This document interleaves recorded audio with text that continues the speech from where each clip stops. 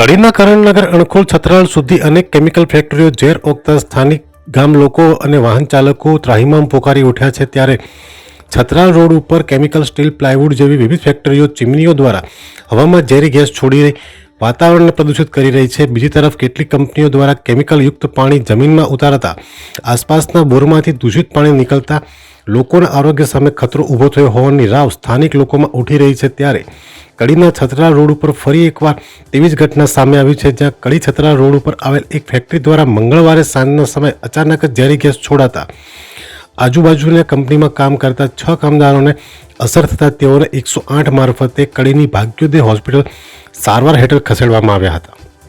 અહેવાલ રાજુ ઠાકોર, કડી। તમારું નામ શું, કયું ગામ તમારું, કઈ કંપનીની શું ઘટના બની, વિગતવાર માહિતી આપો।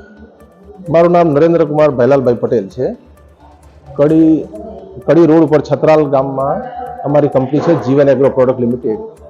બાજુમાં કેમ્પ્લાસ્ટ કંપની છે, એમનો ક્લોરીન ગેસ જે વારંવાર થોડો ઘણો આવતો હોય છે, પણ આજે ખૂબ વધારે છોડ્યો હતો, એટલે અમારા 3 માણસોને શરૂઆતમાં ઉલટી થઈ ગઈ હતી।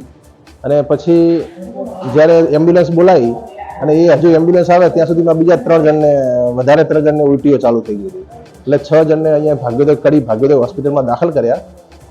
હાલ એમની સ્થિતિ સારી છે। એટલે શું ઘટના શું હતી actually? એટલે એ લોકોએ સાંજે લગભગ 6:30 થી આસપાસમાં ક્લોરીન ગેસ આવે એ લોકોને છોડ્યો હતો, અને એ ગેસ અમારી કંપનીમાં સ્ટાફને લાગ્યો હતો। લગભગ 8 થી 9 જણા માણસ સ્ટાફ હોય છે, એમાંથી 6 જણને તકલીફ થઈ ગઈ। આવું કેટલા સમયથી થાય છે? આ ઘણી વખત થતું હોય છે વારંવાર, પણ આટલો બધો નથી હોતો, આ વખતે ખૂબ વધારે। અગાઉ કોઈ રજૂઆત કરેલી ખરી? હા, આજે ફોન કર્યો એટલે અડધો કલાક લગભગ બંધ કર્યો હતો એ લોકોએ, પણ ફરીથી પાછો ચાલુ કરી દીધો, અથવા તો પવન ચેન્જ થયો હોય તો ખબર નથી, પણ એ લોકોએ અડધો કલાક માટે ઘડીક બંધ થઈ ગયો હતો। પવનની દિશા બદલાવાના કારણે હોય, અથવા તો એ લોકોએ બંધ કર્યો હોય।